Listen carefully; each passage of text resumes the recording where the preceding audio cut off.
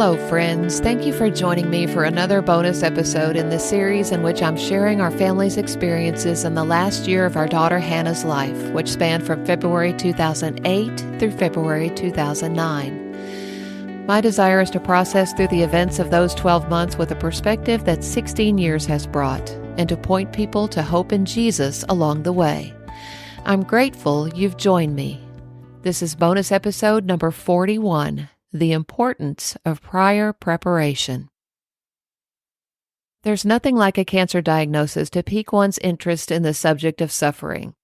I think that as Christians, we often assume that if we do everything right, we should be immune from suffering and hard times. God should see all the good things we're doing, going to church, giving our tithe, reading our Bibles, praying for missionaries, and exempt us from pain and heartache. But I think most of us have figured out by now that it doesn't really work that way. So how do we keep our faith from falling apart like a cheap lawn chair when suffering or tragedy comes our way? I think one way to keep that from happening is to prepare for suffering ahead of time. When I learned how to scuba dive, I spent a great deal of time in a classroom, watching videos, reading manuals, and learning how to use the equipment before I ever did a Jacques Cousteau off the back of a boat.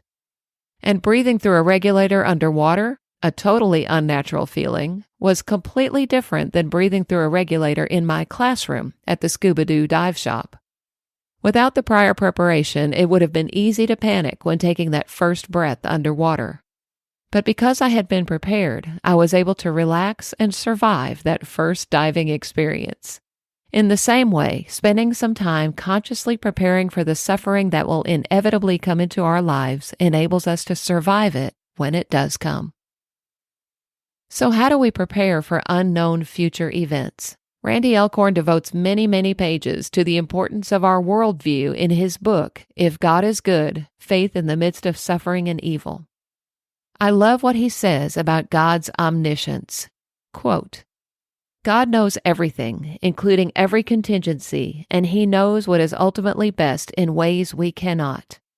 God can see ultimate purposes and plans that we can't.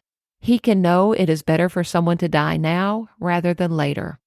Isaiah 57:1 says, The righteous perish, and no one ponders it in his heart. Devout men are taken away, and no one understands that the righteous are taken away to be spared from evil. We have no way of knowing, for instance, whether a disability might be used to cultivate personal qualities that would more profoundly honor God and bring the person greater eternal reward in heaven. Because God knows all things in the past, present, and future, He is uniquely qualified to know when to ordain or permit evil and suffering and when not to. Unquote. For me, just knowing that God is fully cognizant of the big picture and that He is constantly working out His purposes is a huge help to me in trying to understand suffering and its purpose.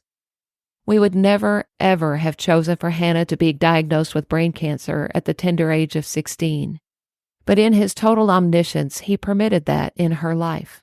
Knowing that and fully understanding that truth makes it a little bit easier to face the absence of her physical presence in our family, and gives us the assurance that her and our suffering will one day be fully redeemed.